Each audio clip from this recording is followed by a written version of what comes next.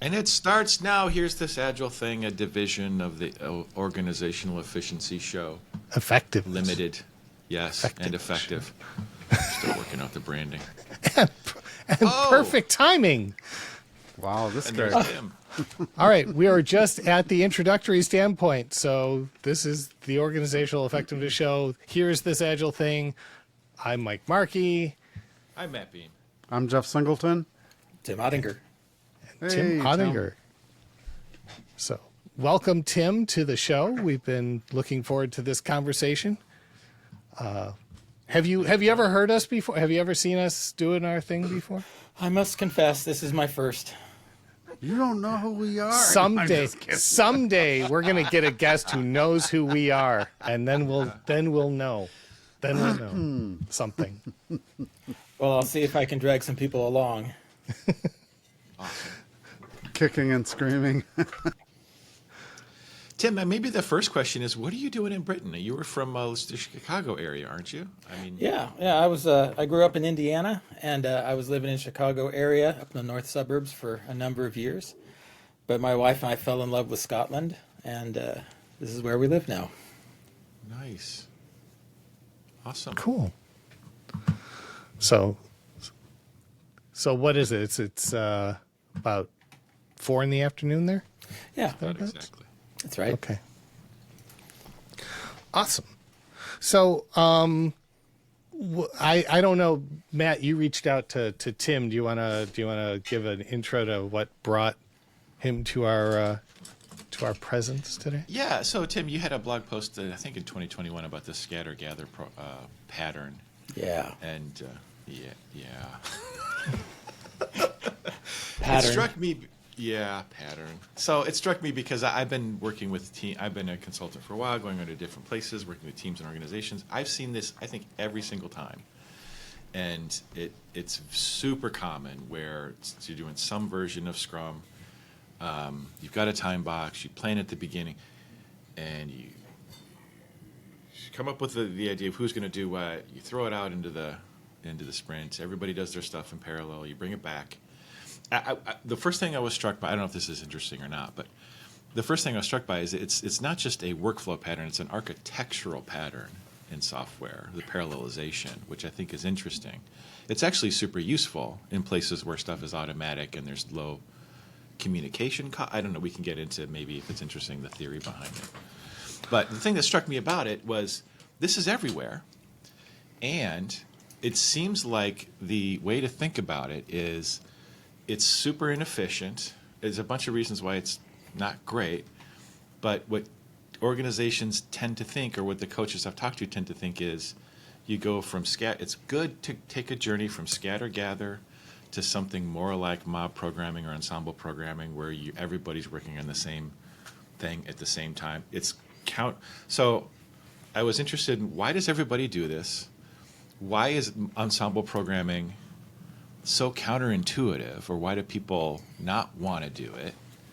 Is there a better thing that we should be if you're in this situation? Is ensemble programming probably the thing to do, or is there a better thing to do? And just like, I think that's sort of like the shape of my interest in it. Does that make sense? Okay.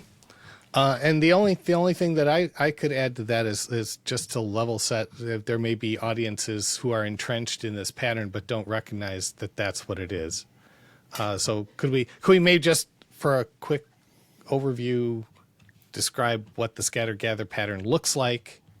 We might even do a pop-up when we actually publish this thing. Yeah, that'd be great. Okay. Do you want to? Can you do that, Tim? Would that be okay? Sure. Okay. Sure. So, by the time I've written it up, I've seen it so many times, I could probably describe it in my sleep. But the typical situation is, so there's teamwork, and there's, scrummish ways of working with time boxes, and that's fine, right? So we take some piece of work, and in this particular case, sometimes you divide the work up. Sometimes you split it with components or with skills. So here's a piece for the DBA, here's a piece for the UI, here's a piece for the back end, the front end. People do this, and that doesn't have to be a bad thing.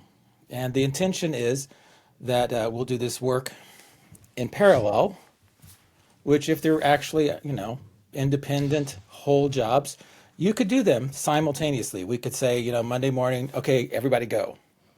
And that could be okay, but we're delaying integration.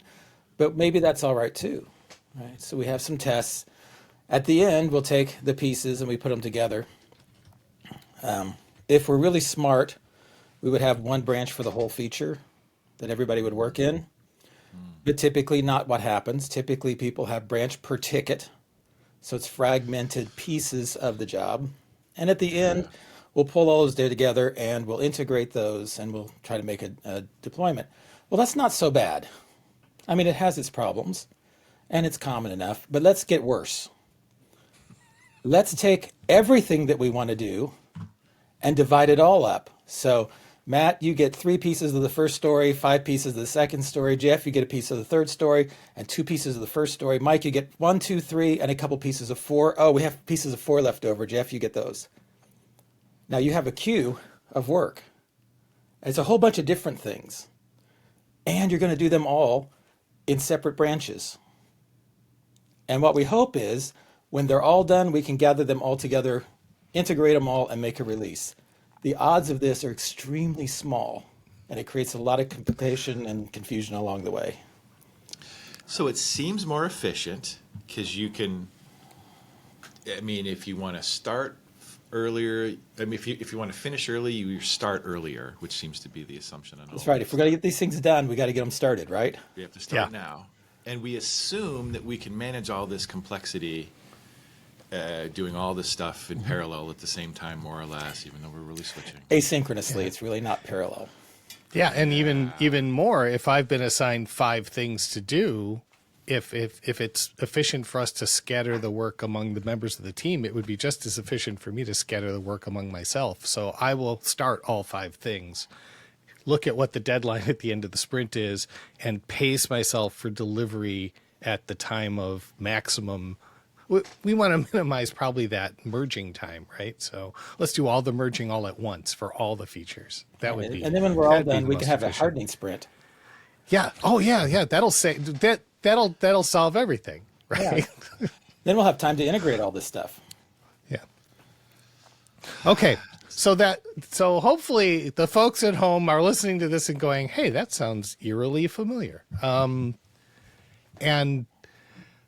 when I've been I started through development. I lived through this myself. I've been coaching for 11 years. And I've seen, like Matt, I've seen this pattern repeated over and over and over again. And I have incrementally tried to make this better. I've incrementally tried to say, let's focus on finishing a story as a group. We're dividing up this work, but let's try and get all our component pieces of one of these stories done as soon in the sprint as we can, so we can call that story done before we move on to another one. And that seemed like a baby step that was occasionally helpful. But what's your observation on that, Tim? Well, people are pretty smart and they're trying to do a good job, and they don't want to make too much upset at once. Mm-hmm. So let me back up and throw out a principle. Oh, we lost somebody. Oh, Jeff fell out. Okay. About 95% of preference is familiarity. Mm-hmm. Right? So, and people tend to propagate the system they rose through. If I was successful in a system, it's probably because the system recognized my superiority and my hard work. And so it's probably a pretty good system. So, people are going to do what they do. So when you come up with something that's new, a different way of working, it's going to be unfamiliar. So immediately that raises some hackles. Well, you don't want to be too unfamiliar because, you don't want to have people just cast adrift. So what they tend to do is they will tend to take and divide the work up per individual, per team, and then try to pair or mob on it. And that's, there's no sense in that. That really is 5 people doing the job of one. Once I've divided it into one-person jobs, what's the point of putting more than one person on it, right? Yeah. And if I'm supposed to pair on Matt's one-person piece of the story, I'm kind of not as useful. But if we were to work on the whole story together, we would find ways to make it a 5-person effort and get it done quickly. But again, you're trying not to cause too much upset. So why don't you guys pair on one of those? Why don't you mob on one? Yeah, just to see how it works. Yeah, and so you're right. You would be doing that. That would appear that would be more inefficient to do it that way. Although you could rationalize it. You could say that if we're going to do, I've worked in a lot of environments where peer review is a big deal. So we'll say you're going to write this code, and one of your other teammates is going to review it. So if that's going to happen anyway, we might be able to skip a step if you two work together on it, because one of you could be reviewing as you're coding. Yeah. And if we can demonstrate value in that, then maybe we could open the door to, well, if it's good for this, maybe it could be applied even at a larger scale. What if we tried a mob or ensemble thing? Yeah. So what do you think? There's a period of the experiment that we have to deal with too, right? So if we're doing scatter gather, once we've scattered, the pieces are out there, we're not sure what the status is for some time. Things are going to be worked on solo. And as you mentioned, if you work solo, you tend to have some kind of quality gates because individuals make mistakes. You know what? 5% of the code base Maybe. when you're working in a big project? Yeah. If you're lucky, right? You know what percentage of your primary language? 40% of the syntax? Yeah. Probably about that. 15% of the standard library if you're lucky, right? How about the deployment environment? How about your end user's workflow? Individuals don't know enough. Individuals make mistakes. And they seem like logical mistakes when they're made. They're not intentional. So if you have people working solo, you've got to put quality gates behind them. Someone has to review it, just like you said, right? And of course, when we're scatter gathering, we put out 15 pieces. All of those are going to have to be reviewed individually and together. So there's a lot of extra work. So yeah, the idea is, why can't we, work it together? Well, okay, with the scatter gather system, because of that complexity, things get returned from review. They have to be reworked. Other things are later. So quite often, something that takes 2 days worth of programming to get to the end of your pipeline can easily be 100 days. It's not unusual. Everybody's very busy, right? Yeah. But nothing's getting done. Only pieces. So how long does that take? Well, maybe it takes, 50 days, 100 days.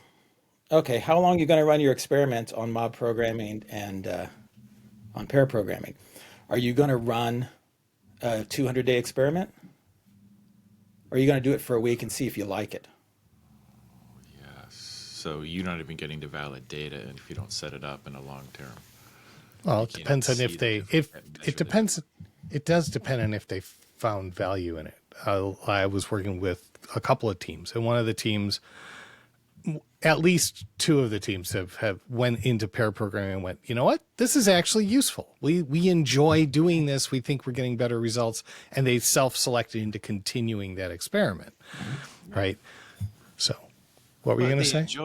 They enjoy it is one thing, but they objectively achieve higher throughput and value is different, Yes. right? Yeah. And I guess, Tim, what I hear you saying is that you can't really get an objective.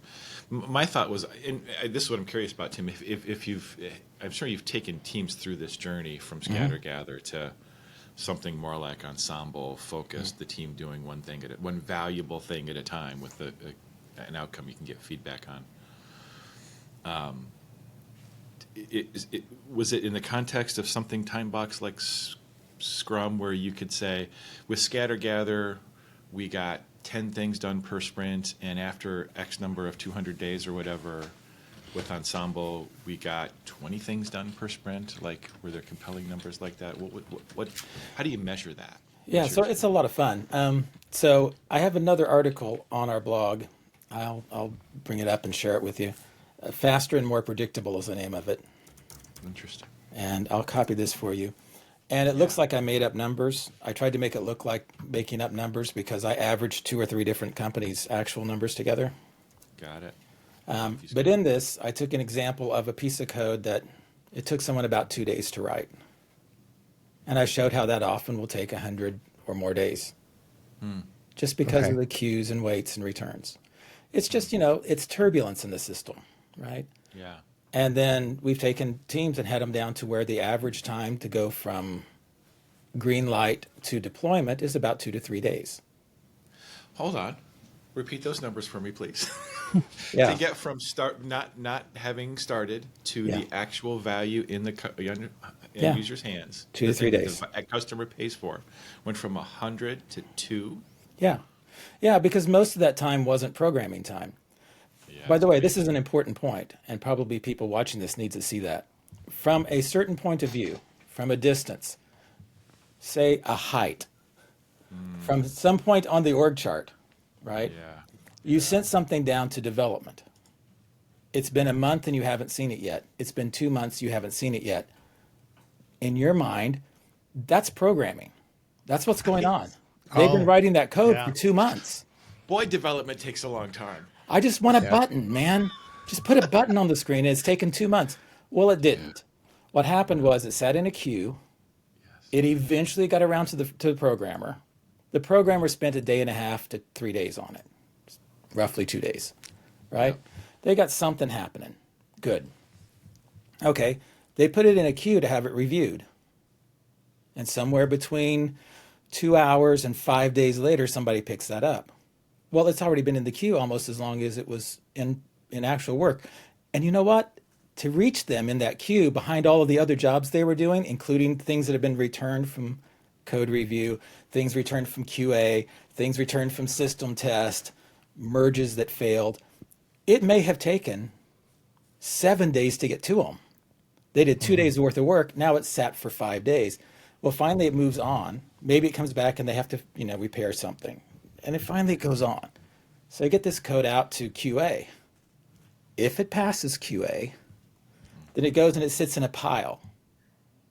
Why does it sit in a pile?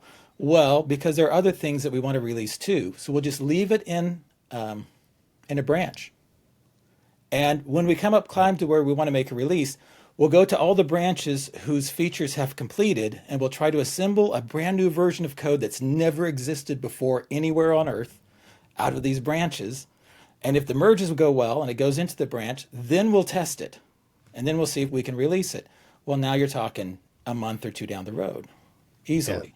Yeah. 3, 4 sprints? Is that unusual?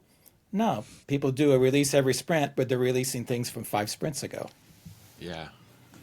So you know what this reminds me of? The idea of flow efficiency. Yes, absolutely. Right. Yeah. And I mean, back when we used to do value stream mapping, we would not be surprised at all if 15%. So one of the things that I've been talking to people about is there's an essential trade-off. Let me know what you think of this, Tim. You have basically 2 options. You can say, we will pay people to work and they will be working all the time, 100% utilization, or we can make sure that the work never stops. The work is always moving through the system. You cannot have both. Is that? Yeah.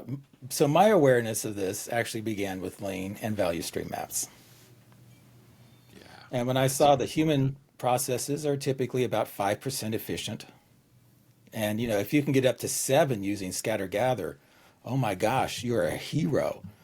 Scatter gather is not a process that easily lends itself to any efficiency or to management even.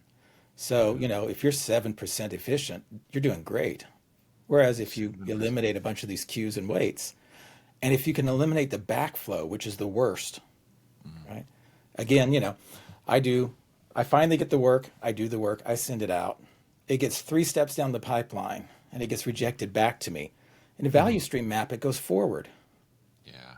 Okay, we've got a loop.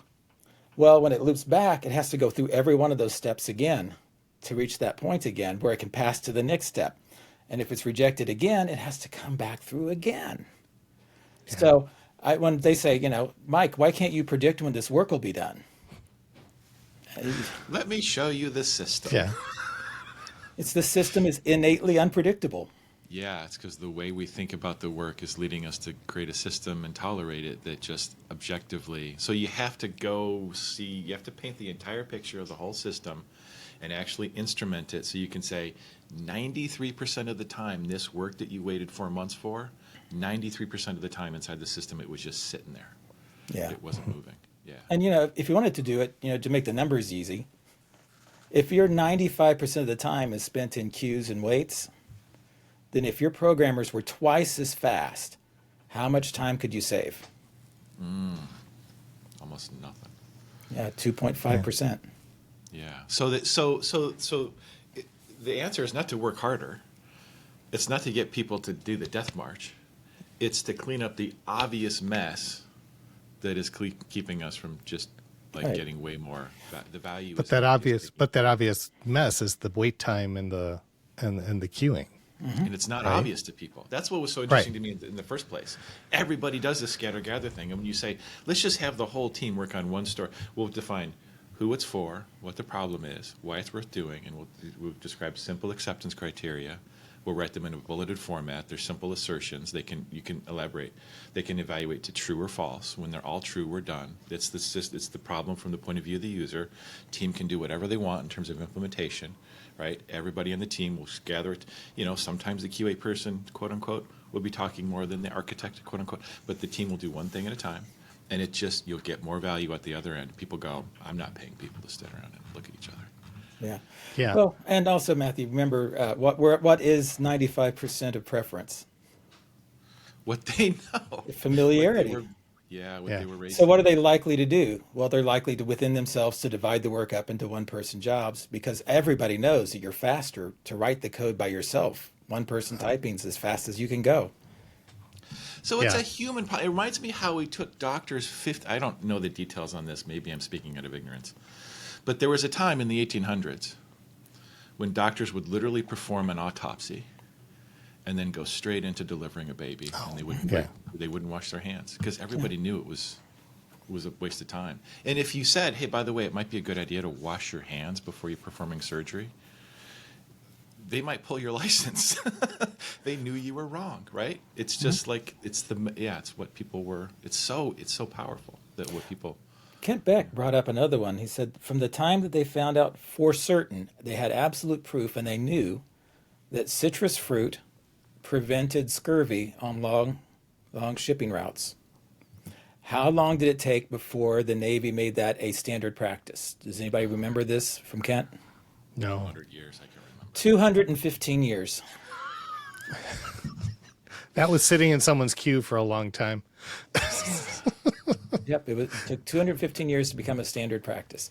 It is frustrating, but again, look what you're facing with. Habits aren't like T-shirts. I can't just throw my T-shirt off and put on a new one, and if it's a habit, because my old T-shirt doesn't come back and jump up on my body when I'm not looking and I'm in a hurry. Right? Your habits do. You always fall back on habits under stress. Yeah, and it's important to say, it's humbling, right? I'm not saying I'm different. This is a human thing, and I'm a human. I'm not saying look at those dumb humans. I'm just reflecting on how do you change it? Everybody has to be part of the change. It's not like somebody can write a check and change the thing, and Right. because the way that they think about it is the way they encourage the system and they pay for it, and so it's Yeah. So I always struggle with this because to me it seems so obvious now. It's frustrating. Yeah. I can tell that they're doing it the worst way possible, literally the worst way possible, but I can't say that.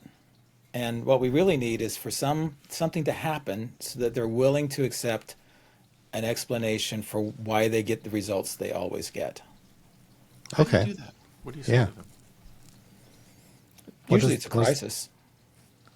Okay. So, I was at one client, and whenever they would have a crisis, they obviously were segregated, sitting in cubicles, people were scattered around. Even when we would do sprints, getting a room that they could all be together in for any length of time was problematic. But every time that organization had a hot job or a fire or some terrible thing, they dragged everybody who ever had a hand in creating that thing into a room, locked the door, and wouldn't let anyone out until they'd solved the problem. Yep. That was the war room. What works. yeah, the war room exactly. approach. Yes, because there was this one obvious room that was available that was almost never used, and we kept saying, "Can we use it as a scrum room?" They said, "No, we need that in case there's ever a need for people to work together." Yeah. Which is always right. Yes, I know. It's like, do you think maybe we could have eliminated some of the need for that war room by just acting in that model from the first place? All right, Here's so a pink or an orange in case you need one. By the way, that's what happens with the scatter gather, right? Oh, I'm sorry, Jeff. Did I cut you off? No, go ahead. Okay. A lot of times what happens with scatter gather is something starts to gain heat. Some feature gains heat, right? So we're on user story 29233. I'm going to forget that number before I finish my story. 29233. And so a manager steps up and they said, we've got to get this thing done. What's the status? And it's like, we don't know. It's in 27 different pieces. Some of them have been done. Some of them aren't started. It's across 3 different teams who have different priorities. We don't know. It's literally And- impossible to know. Yeah, well, it's possible probably if you need to have a ticket tracking system with all the roll-ups and all of the status reporting and all and it has to be current because it takes a sophisticated system to track 15 different features that have been split up, each 20 different ways. So it's pretty sophisticated, but eventually you can find out, where it is by consulting your system. yeah. That's why we have to have things like that. In XP, we didn't need that.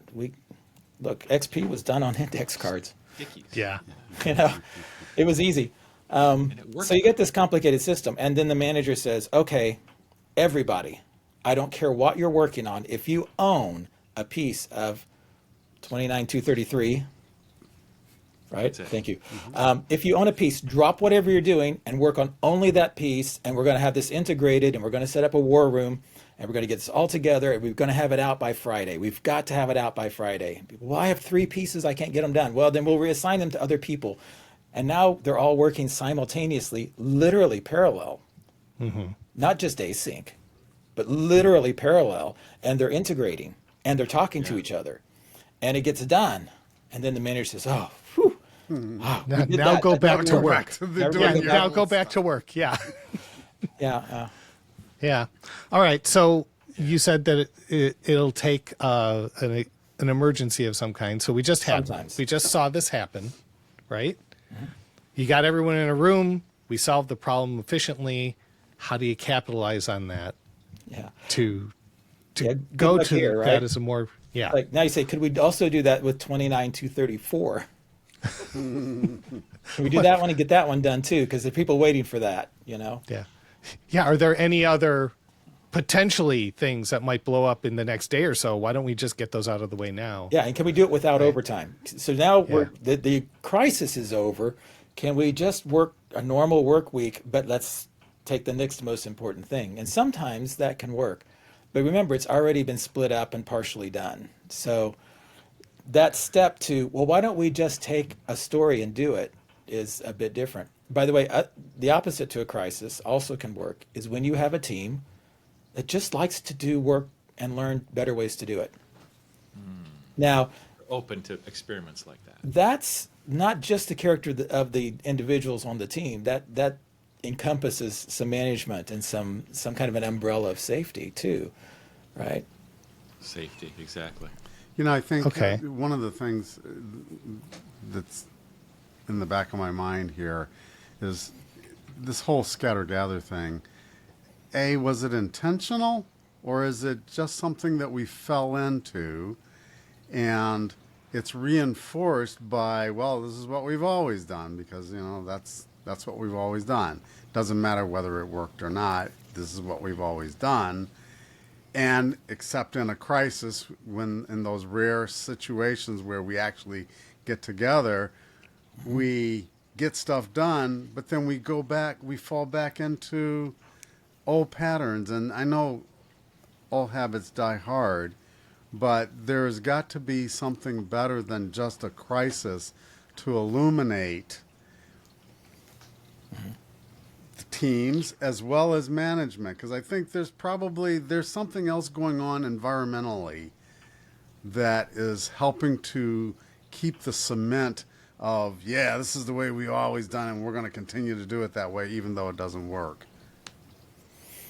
Is the thing that's so as you're describing that, I'm picturing 2 types of teams. One is a team of generalists that all could work on any piece of work. And so when they divide up the work, they're really trying to parallelize things. But the more common pattern is silos of capability within teams, so the scatter gather pattern appeared to make sense with that, because this is work that a BA would do. This is work that a developer does. This is work that a front end guy does. This is work that a tester does.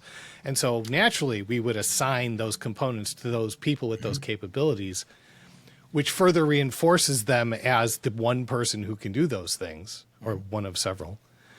So we reinforce the silos. Which came first, the silos or the egg?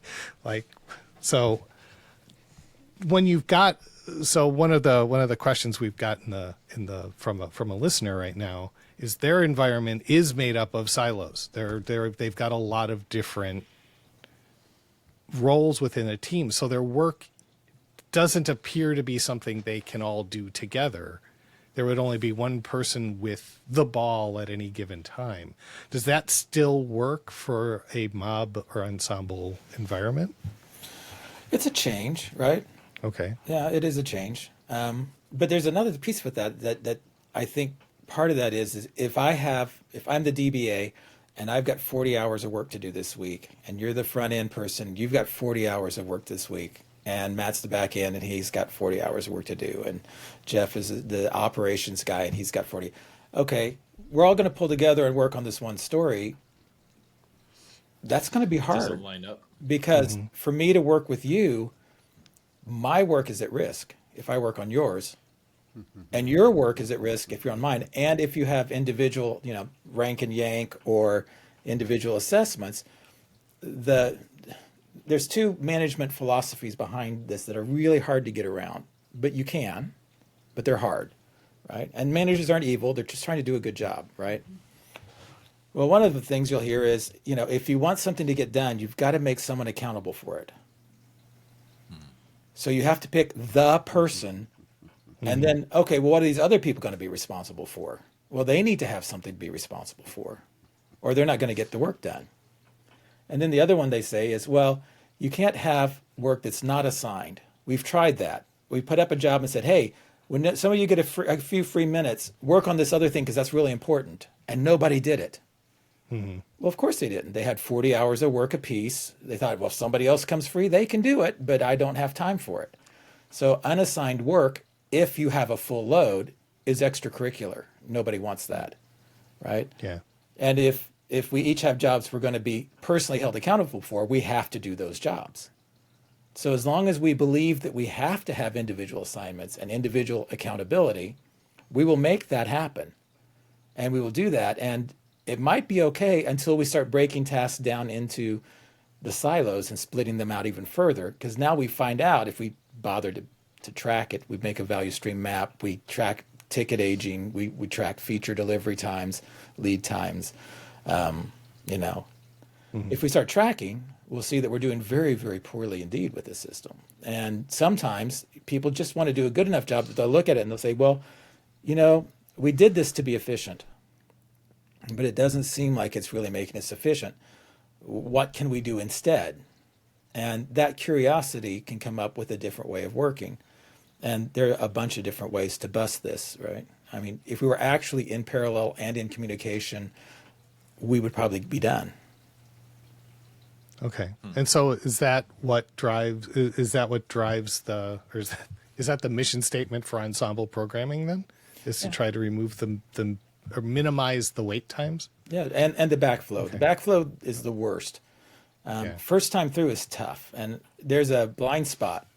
And you guys, I don't know how many of you are math majors and things and statistics people, but Even if we were. but if it's okay. you were, it's not intuitive. So let's say I have I'll call it a gauntlet, right? I have a series of quality gates, right? Let's say that, I don't know, I have 4 or 5 of them, and each one of them has a 90% pass rate. Oh, yeah. Okay. Quickly. Most people will think, oh, I've got a 90% chance of making it to the end of this thing. I'm going to go right through. It's going to be no problem. But we know that actually the way that this works with probabilities is you get the product of them. So if I have like 10 10 quality gates at 90%, what's that come out to, like 34% chance of making it through on the first Way pass? less than you would think, Yeah. unless you did the math. Yeah. Yeah, you have to calculate the 90. product. It's really not as good as you think. And then if you incentivize, right? I'm going to track my QA people and reward them by how many defects they find. Okay, what we want to do is drive down the pass rate. If we can get the pass rate down to only 40 or 30%, then we know the QA is doing a great job. Okay, what about code review? Well, we're going to be strict on code review. We've had too many bugs. So I want you to lower the pass rate. I want you to become really strict with that. And Yeah. of course, these things happen after you finish the work. So what did we do to let programmers or help them or enable them to write the best code that's going to pass all the way through and have a high first time through rate? Well, nothing. We've given them no advantages. We split them out on their own, doing partial work that they don't always understand. And then we set strict quality gates to where statistically they have a 30% chance of maybe making it through. And we've incentivized people to send things back. How are you going to make that efficient? How are you going to Yeah, I've seen that get even worse, where at the same time they were rewarding testers for finding defects, they would penalize the developers if a defect was found, which caused the developers to hold on to the code even longer and wait even longer to get it to the next stage. Right. So they slowed things down. Or they gave up entirely and just waited for the reviewer to give them the answer. Yeah, just ship everything and let them send Yeah. it back because it's easier. And then they complain they had too many interruptions, right? Because I've got 7 tickets out there with my name on them, and people keep coming back to me to ask questions about it or to send it back for work. If I had only 1 ticket with my name on it, I'd have 1/7 as many interruptions. Yep. Good point. Seems But to me that we're used to being very role-centric. And if an organization really wanted to changing your focus to being more product-centric, and you can't be both. It's got to be one or the other. And so if you did successfully shift your environment to be very product-focused, regardless of the roles, then you could possibly get over that hurdle. Because that's that whole siloism. I mean, Well, you would slowly break down the silos. You would hope that you would break down the silos. Like if you made a team full of silos and you said, we're going to work with Ensemble. So we're going to talk through and work together as each of us does our thing, grabs the keyboard, does our thing, or whatever, or talks. It might be a good idea to talk about the actual practice of Ensemble programming and what that actually looks like. But as we do that, though, everyone's observing every other piece of the puzzle being put together. And so they will, over time, learn about those pieces to the point where they'll start picking up on what they would do in that case. And you're building a team with much broader T-shaped skills. Yeah, that's kind of where I wanted to go with the silo thing. And the Okay. change other than a crisis is if you can see the numbers, right? If you could see the flow, and maybe sometimes people have to hire, a consultant for that. You don't really have to hire a consultant, but if you're going to hire one, get me. But if you're going to get a consultant in, but you could do it yourself. Take a look, see what your pass rate is. That's one thing. That's going to give you some percentage. I have a gate where there's. I don't know what I did there. 90%, 40% for review. 90% for testing, 99% for build, 99% for vulnerability scans. That is, first time through is about 64%. That's not that bad. Doesn't sound so awful. And when they do that in a simulation, they get 48% backflow. So for every 2 tickets they put out, one of them comes back and has to be fixed. It doesn't seem like a great rate. Okay, well, if we do that, how many times is it going to pass through with the reviews? Well, to get, 10 tickets through? Is that what I set it for? I have numbers in front of me. For just 10 tickets, it'll take 16 reviews at that rate. That makes sense. Jeez, Yeah. that sounds like a Right? lot. So you think about all the manpower that's going. Well, if we were measuring that, right, then we see that with the silos that we maybe don't have a great pass rate, and we see that we have late integration, and how long does it usually take to resolve all of that, and how much of our newer work is that disrupting to send things back to fix integration problems. If we could see that, right? Yeah. The managers are smart people. The developers are smart people. Everybody in the thing. I mean, these are adult people, mostly with degrees, all of them with jobs and experience. If they could see what was happening, they would start to develop, I think, a desire for things to go better. So then, in the spirit of that, when you start working with teams, do you typically, like in the spirit of Kanban, say, like, make your work, figure out what your stages are, right? Don't think of it necessarily as roles, but as activities. You have to analyze, you probably have to write some code, you probably have to check the code, you have to integrate the code, make the workflows explicit, and then maybe you want to add some waiting states, make it a flow board so you can see when stuff waits instead of is it being actively worked on. So you have to do, it sounds like you have to do, this is a question, it sounds like you have to do a fair amount of instrumentation to see the numbers and show people how inefficient it is. But then if you're moving towards a pattern where people are really kind of working all together all the time, does that stuff kind of fade away? Oh, yeah. Because, yeah. Yeah. So if the three of us, four of us together can write a piece of code, and when we do that, our first time through rate gets up to 80% instead of 60. The amount of rework and unpredictability in the system starts to drop like crazy, right? Yeah.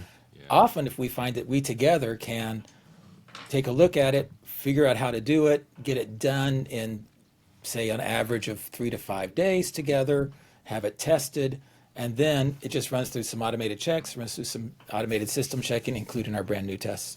And it goes live, and now people above us can see, well, if I put a job in now behind these other three, they're taking about 5 days apiece. 15 days from now, we'll be picking it up. And 20 days from now, it should be pretty close to being in production. So then in the end, what managers are looking at to confirm the health of this new system is basically something like throughput, essentially, and making Yeah. sure that it's still, yeah, okay. Yeah, by the way, throughput, when they start looking at that, people get mad. Why? Which people? So people within the development group tend to become very angry because I sent in one ticket or 3 tickets. 2 of them have already come out, 1 hasn't. So you've only done 2 tickets. And the team says, well, that doesn't represent all the work we're doing. We're not getting credit. We need to represent how hard we're working. And that We're makes it very hard work. busy. We are constantly active. Yes. We are working hard every single day. A lot of times skipping lunches or staying late, sometimes doing work from home. If we're working from all the time, maybe it's into the evenings. Well, this doesn't represent how hard we're working. I need Or maybe this the is numbers. harder and this is easier, and you're treating it all the same as another Yeah, thing. Right? yeah. And I need this to represent how hard I'm working because otherwise it makes me look bad. So I want to count all the internally generated tickets as well as the throughput. So I've had 3 tickets come in, but I've had 15 tickets cycling around inside the system. And I've had to do code reviews and integrations and fixing things. And they've been bouncing around for weeks and weeks and weeks. And yeah, these tickets came out, but there's other things in the pipeline. You're not counting how much the pipeline is producing. You're Gotta only get looking at partial throughput. credit. Is that really about optics, Tim, do you think? Like A lot of it. Oh, it can be. Yeah. I mean, there's a lot of organizations where you've got a manager looking at members of a team going, how can I tell how effective that individual is being? Right. I've always Yeah. said this is not about performance reviews. This does not affect bonus. Ideally, the spirit behind this is it's like the oil temperature in your car. Do you know Until what you oil get to temperature read is? about Elon's work at Twitter, where he fired people because they didn't have big enough commits with enough lines of code change per week. Yeah. Yeah. And somebody So- can sweep in with an arbitrary, ill-informed, frankly stupid idea of what the work is, have no real awareness, and can do a lot of damage. And you can lose some really great people who Yeah. probably were the anchors of your team, but they didn't commit as much code per week because they mostly helped other people. And when they took a job, they took a really hard job that takes longer. Yeah. Right? Usually your least productive people are your most senior. Yeah. Right. Because they're What helping does everyone productive else or mean, they're though? talking other people. Yeah, they're Well, being senior. they're thinking deep thoughts. They're planning the next moves. So when you're doing ensemble programming, does that require co-location? Do people need to be in the same room together to make that work? Not for the past 10 years. Okay. What tools help make that happen?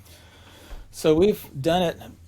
Tuple's pretty nice, by the way. I like Tuple okay. I don't have any relationship with that company, but, I like Tuple, and I think it works nicely. We've done it over Zoom for a long time because of Git, and this is pretty sweet. So the way we can change drivers is I push, you pull, you screen share. Now you're the driver. Okay. Now, in person, we change drivers every, 7 minutes or so, roughly. Online, we tend to go 10 or 15 because it has enough of a cost of changing that sometimes we'll go a little further. By the way, that's also how people fail at refactoring, is they don't run the tests because it takes too long to run the tests. So they do just a little more work before they run them, and then they end up running a debugger to try to figure out where they screwed up. So your feedback loop is important. But this isn't really a feedback loop. This is just us taking turns, and so 15 minutes doesn't kill me. It's all right. Many small steps. G-Paw Hill. Yeah. Many. I can't remember exactly how. Many more, much smaller steps. That's what it is. Many more, much smaller steps. Yeah. Yes. Another counterintuitive thing that you do the math and it turns out totally. Yeah. Okay. What's the learning curve on this? Like if you institute ensemble programming, how long does it take the practice to really take root in a group? Two different terms. One is mechanically, you can learn it in the next 20 minutes. Okay. And you can start practicing. But you said take root. Yes. And now we're going to deal with something different. And I want to be totally sympathetic to this. Are we all programmers? Yes. We all are. Well, have been. Have Okay. been. Have been. Okay. So I am still a programmer too, among other things I do. What we do is, we talked already, we only know so much of our language. I'm trying to always expand my knowledge of my language and my framework and my stack, because that's really important, and my tools. But all of us, nobody uses 7% of what their editor's capable of. And they assume that the rest isn't important because they haven't used it. But probably it's really important and would save them a ton of time. They just don't know where to start, right? So we only know a bit of the language. We know a bit of the code base. So individually, we're like this to begin with. The odds are against us doing a great job. But number two, we've loaded our head with different practices and skills and principles and all these things. And we aren't sitting down with a calculator and we get a new feature in and we say, okay, well, that's 7 times 12 divided by 3 times the logarithm of, and here's our answer, and we type that in. It's not like that. We're intuitive, right? We feel what we want it to do. We feel how we want to go. And then sometimes as we get started, we think, oh, no, that's not the right way. Hold on. It would be better going this other way. Well, because it's intuitive, we kind of have to believe in what we're doing. We have to put ourselves inside of it, right? And so people tell you that they can't work in a group because it invades their personal thinking space. Well, yes, okay, I get that, because it has been always your personal thinking space. And what you're used to, what you're familiar with, is loading a whole problem into your head, letting your intuition chew, and then you type the things you think you want, and then you undo things a lot because, that's part of the job. It's how everybody programs.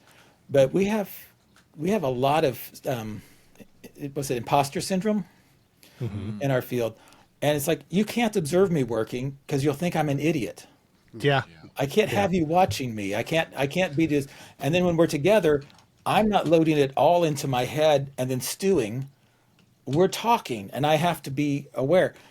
Well, a lot of people have absolutely zero familiarity with creating a shared thinking space. Yeah. That's the part that's hard for mob programming and pair programming, and it takes people a while to get it. Because you've got to externalize that. You have to take what you were doing in your head and put it into the group and have the group be your head. Yeah. As it were. And the committee isn't all the different things you know in your head. It's all the people sitting in the room. Yeah. Oh, that makes total sense. I used to say that developers had the worst self-esteems because they spend all day being told they're stupid by an inanimate object, and that they're telling what to do, right? Yeah. So you write the code and it just comes back and goes, nope, stupid. like okay, then this, nope, still stupid. So a big barrier is sort of a form of psychological safety in a way. Like if they do something, what's going to be even if somebody isn't meaning to criticize them, they're very sensitive to something that might feel like criticism. Mm-hmm. Yeah. Interesting. Yeah. You know, when you get it right, the feeling of working with somebody who is your peer, right? That they know things that you don't know, you know things they don't know. You're combining your skills, your shortcuts and your tricks and your intuitive design sense, and you're finding the design signals together. It's really amazing. It is such an incredible rush. It's very powerful thing. But you've got to have done that. And if all you've ever had is a really bad college project where 3 of the people dropped out and you ended up doing all the work, then you're not going to appreciate what it actually looks like. I do have an article, by the way. People, yeah, you're probably going to tell people that's not real, like that's not how it works. And Yeah. Right. Yeah. It's not. Yeah. Which What's is the fair, article? right? Sorry. I mean, Oh yeah, it's not real to you because you haven't been there. the only way I have to judge whether something's real or not is if it matches, if it's consistent with my experience, right? Totally. Not consistent with my experience, something's fishy. That grows a lot of science and knowledge, but it also grows a lot of conspiracy theories. Yes. That's not consistent. Pandemic, that's not consistent with my experience. I've never seen that happen. Something weird's going on here. Well, yeah, Nah, probably so. It's fine. You know, and no matter what the situation is, you know, if it's not consistent with my experience, it's going to smell fishy, and I need to have something that makes more sense of it than that. Yeah. You were saying you had an article or another article. Yes. So there's an article called Programming Under Surveillance, which explores a lot of the things people misunderstand about pair programming and mob programming. Awesome. So- We'll find that and we'll put a link to it Yeah. in here. So, you know, it is an interesting psychological problem. Now, what I've seen is when people start doing it, if they've got a pretty good rapport and they're not having to sit with somebody who abused them, or the person who repeatedly keeps asking them out even though they keep saying no, or, the person who's trying to make them look bad to make themselves look better. You know, if you're not dealing with that, people tend to click in pretty quick. And even after a week, they start to really think, wow, we're getting a lot of work done. This is going very well.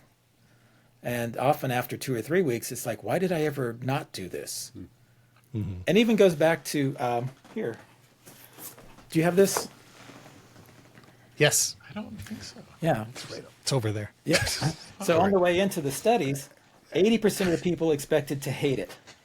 And this is pair programming, which is, by the way, harder than mob programming. Really? Oh, yeah, a lot harder. That's And they, counterintuitive. 80% of them expected it to be miserable and to hate it. And on the way out, over 90% preferred it to every other way of working. Is it harder because there's really no place to hide because it's just 2 people? Is it? Oh, hold on. I can't remember who gave me this line. If I could remember them, I would love to give them credit, but I can't. They said, you know, if you want to think about it this way, if you think about pair programming's like a date, mob programming is like going to a party with your friends. So there's like You're performance staring issues. at this person across the table. And Yeah. You better say something. And you've got to be the next most interesting person in the conversation. Yeah, so it ends up becoming more of a contest of wills. It's in some ways. Yeah, you're way more visible and conspicuous if it's just 2 of you. Yeah, And if it's not working, it's totally obvious. I've been involved in pair programming sessions that were just inspiring. We just got so much done. We actually worked right through lunch into the afternoon and didn't even realize it. Mm-hmm.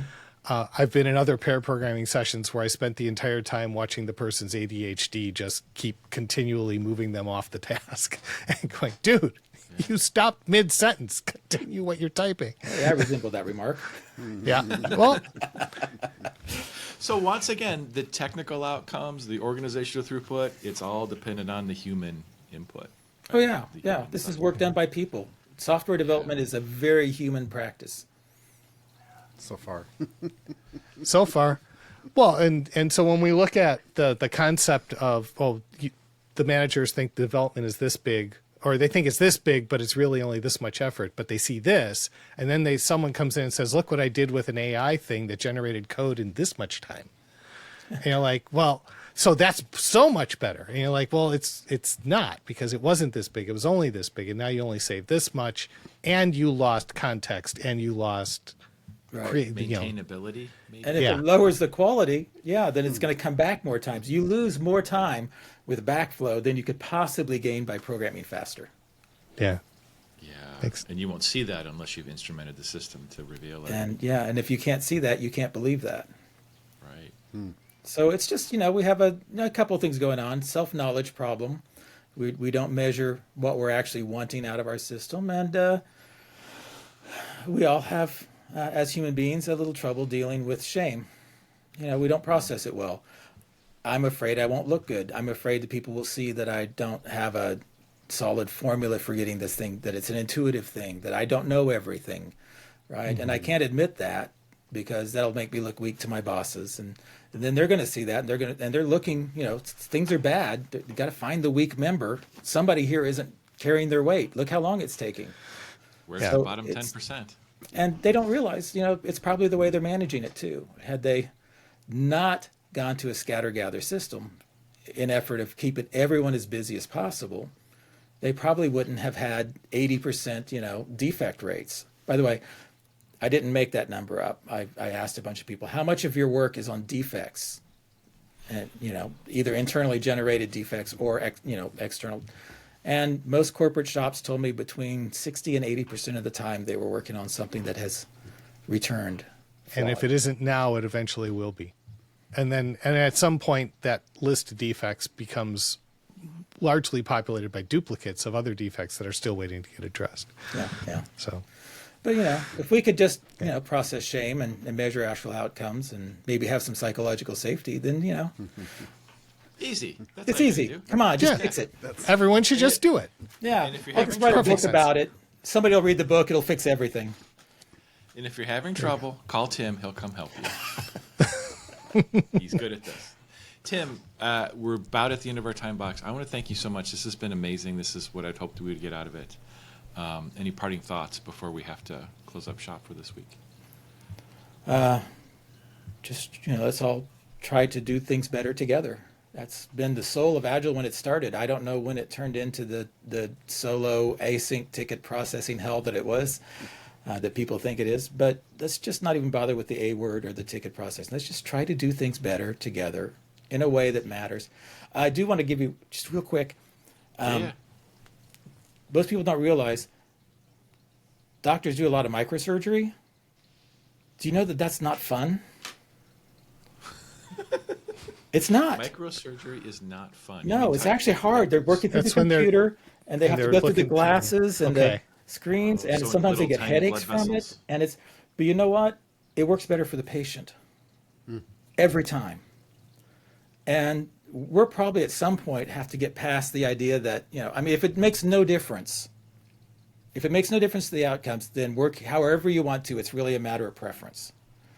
But if it does make a difference to the outcome, then maybe by being a little less familiar, a little less comfortable, we can have much better outcomes. And we have to decide if that's worth something to us. It might be something like a professional responsibility. Yeah, well. Or frame it how you like, I guess. Yeah. Interesting. Thank you so much. This is amazing. I think this has been an Agile thing. I've been Matt Beam. I've been Mike Markey. I'm still Jeff Singleton. I'll be Tim Ottinger for a while yet. Thanks, Tim. That's Really right. appreciate it. much. Good to see you. Appreciate it. Goodbye. See everybody soon.